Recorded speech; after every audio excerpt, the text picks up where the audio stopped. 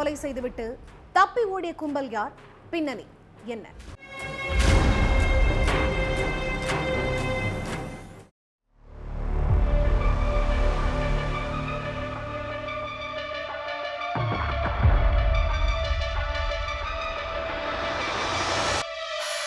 பாழடைஞ்சு கிடந்த மதுபான கம்பெனிக்கு எதிரில் முகம் சிதைஞ்ச நிலையில சடலம் ஒண்ணு கிடந்திருக்கு.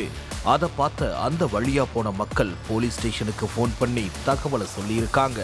உடனே ஸ்பாட்டுக்கு போன போலீஸ் சடலத்தை ஆய்வு பண்ணியிருக்காங்க. அப்போ உயிரிழந்த நபருடைய சட்டை பாக்கெட்ல கம்பெனி ஐடி கார்டு ஒன்று இருந்திருக்கு. அதை பார்த்த போலீஸ் உயிரிழந்தது சங்கொலி குப்பத்தை சேர்ந்த சூர்யாங்கிறத முடிவு பண்ணாங்க. சூர்யா உயிரிழந்து கிடந்த இடத்துல 3 மது பாட்டில்கள் கிடந்திருக்கு. இதனால தடயவியல் நிபுணர்களை வரவச்ச போலீஸ் மது பாட்டில்ல பதிஞ்சிருந்த கை ரேகைகளை சேகரிச்சாங்க. அடுத்து மோப்ப நாய வரவச்சும் தீவிர சோதனையில இறங்கினாங்க.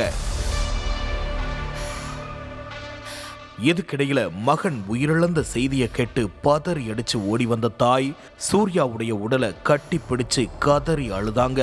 சூர்யாவுடைய அம்மாவை சமாதானப்படுத்தின போலீஸ், உங்க மகனை யாரு கொன்னான்னு உங்களுக்கு தெரியுமா? அவருக்கு முன்பகை ஏதாச்சும் இருக்கா?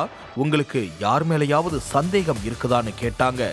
சூர்யா எல்லார்கிட்டையும் அன்பா பழகுவான், அவனுக்கு எதிரின்னு யாருமே இல்லைன்னு சொல்லியிருக்காங்க. அடுத்து அங்குள்ள சிசிடிவி காட்சிகளை ஆய்வு பண்ணாங்க போலீஸ். அதுல எந்த ஒரு துப்புமே கிடைக்கல.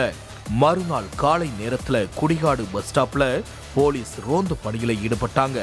அப்போ அந்த வழியா நடந்து போன ஒருத்தன் போலீஸை பார்த்ததும் தெரிச்சு ஓடி இருக்கான்.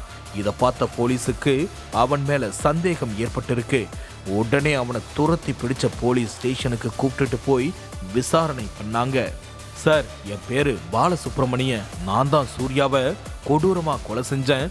நீங்க என்னதான் பிடிக்க வந்தீங்கன்னு நினைச்சு தப்பிச்சு ஓடுனன்னு வாக்குமூலம் அளிச்சிருக்கான்.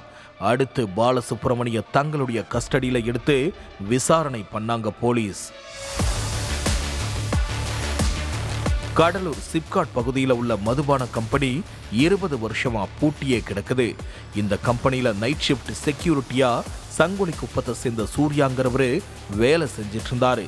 சொற்ப சம்பளம் கிடைச்சாலும் அதை வச்சு தன்னுடைய குடும்பத்தோட வாழ்வாதாரத்தை கவனிச்சிட்டு இருந்தாரு சூர்யா.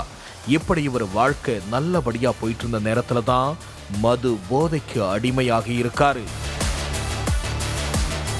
இவரும் அதே ஏரியாவில் உள்ள சரத்குமார், முனியப்பன், பாலசுப்ரமணியம்னு 3 பேரும் ரொம்ப க்ளோஸ் ஃப்ரெண்ட்ஸா இருந்தாங்க. இந்த 3 பேரும் கிடைக்கிற வேலையை செஞ்சுக்கிட்டு சம்பாதிக்கிற பணத்தை வீட்டுக்கு கொடுக்காம மது குடிச்சை அழிச்சிருவாங்க. அதே மாதிரி சூர்யா வேலை செய்யற இடத்துக்கும் போயிட்டு அங்கேயே உட்காந்து மது குடிக்கிறத வழக்கமா வச்சிருந்திருக்காங்க. சம்பவத்தன்னைக்கு நைட்டு சரத்குமார், முனியப்பன், பாலசுப்ரமணியம்னு 4 பேரும் ஒன்னா உட்கார்ந்து மது குடிச்சிட்டு இருந்தாங்க. அப்போ மது போதையுடைய உச்சத்துக்கே போன சூர்யா தன்னுடைய நண்பர்களை கெட்ட வார்த்தைகளால திட்டி இருக்காரு. அது மட்டும் இல்லாம அவங்களுடைய குடும்பத்தினரையும் அவதூறா பேசி இருக்காரு சூர்யா. இதனால ஆத்திரம் அடைஞ்சு சூர்யா கிட்ட சண்டை போட்ட சரத்குமாரும் முனியப்பனும் அங்கிருந்து கிளம்பி வீட்டுக்கு போயிட்டாங்க. அடுத்து பாலசுப்ரமணியனும் சூர்யாவும் மட்டும் ஒன்னா உட்கார்ந்து மது குடிச்சிட்டு இருந்தாங்க. மச்சான், உனக்கு போதை தலைக்கு ஏறிடுச்சு, நீ ரொம்ப ஓவரா பேசிட்டு இருக்க, முதல்ல வீட்டுக்கு கிளம்பு, மிச்சத்தை காலையில பேசிக்கலாம்னு சொன்ன பாலசுப்ரமணியத்தை தகாத வார்த்தைகளால திட்டி இருக்காரு சூர்யா. அது மட்டுமில்லாம அவர் தாயுடைய நடத்தைய பத்தியும் தங்கையுடைய நடத்தைய பத்தியும் தவறா பேசிய சூர்யாவுடைய பேச்சை கேட்டு கடுப்பான பாலசுப்ரமணியன் சூர்யாவை சரமாரியா தாக்கி கீழே தள்ளிவிட்டு அங்க கிடந்த கல்லை எடுத்து சூர்யாவுடைய தலையில சரமாரியா தாக்கி இருக்கான். இதுல சூர்யாவுடைய தலையே சிதைஞ்சு போயிருக்கு. அதே மாதிரி அதிக அளவு ரத்தம் வெளியேறினதுனால சம்பவ இடத்திலேயே துடிதுடிச்சு உயிரிழந்துட்டாரு சூர்யா.